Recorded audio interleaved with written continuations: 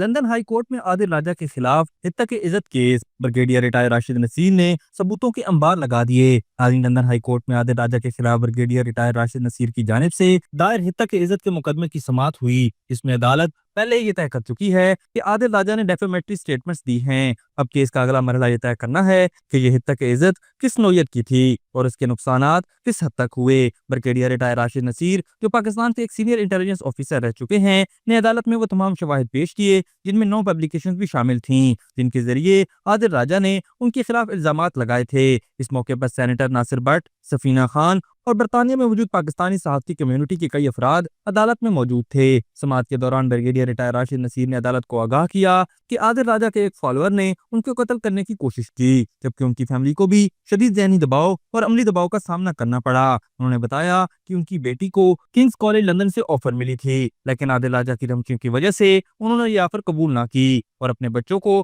امریکہ منتقل کرنا پڑا۔ اس کے علاوہ ان کے بیٹے کی تصویر بھی امریکہ میں لیک کی گئی، جس سے ان کی فیملی کو مزید نقصان پہنچا۔ عدالت کو یہ بھی بتایا گیا کہ عادل راجہ نے گو فنڈ می نامی ایک پے بھی بنا رکھا ہے، جس سے یہ پیسے اکٹھے کرتا ہے، اور بعد میں انہیں وکلاء پر الزام لگا دیا کہ انہوں نے اس کے فنڈز ہڑپ کر لیے۔ اس عمل سے یہ ظاہر ہوتا ہے کہ عادل راجہ پر کسی بھی پروفیشنل سطح پر اعتبار نہیں کیا جا سکتا۔ اس کے علاوہ یہ بھی کہ جب پاکستان اور بھارت کے درمیان حالیہ کشیدگی چل رہی تھی تو اس وقت بھی عادل راجہ نے ریاست اور افواج پاکستان کے خلاف بیانات دیے، جو کسی بھی محب وطن پاکستانی کو ہرگز زیب نہیں دیتے۔ جنگ کے ماحول میں اپنے ہی فورسز کے خلاف بولنا ناقابل معافی جرم ہے۔ سماعت کے دوران ایک اور اہم پہلو یہ بھی سامنے آیا کہ عادل راجہ کے ساتھ بیرسٹر شہزاد اکبر بھی بطور گواہ پیش ہوئے۔ سوال یہ اٹھتا ہے کہ جب شہزاد اکبر پاکستان تحریک انصاف کے دور حکومت میں خان صاحب کے مشیر تھے تو اس وقت وہ ریاستی اداروں کے ساتھ مکمل تعاون کر رہے تھے، لیکن جیسے ہی ان کا عہدہ ختم ہوا تو وہ ریاستی اداروں کے شدید مخالف کیسے بن گئے؟ کیا اس تبدیلی کی وجہ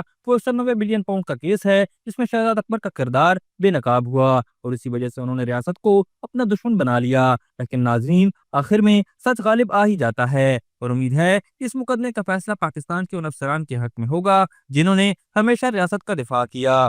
ابھی تک کے لیے صرف اتنا ہی۔ مزید دلچسپ اور تازہ ترین خبروں سے آگاہ رہنے کے لیے ہمارے چینل اسلام آباد انسائیڈر کو سبسکرائب کرنا مت بھولیے، اور اگر ہماری یہ ویڈیو آپ کو اچھی لگی ہے تو اسے لائک کر دیں اور اپنی قیمتی رائے کا اظہار نیچے دیے گئے کمنٹ سیکشن میں ضرور کریں۔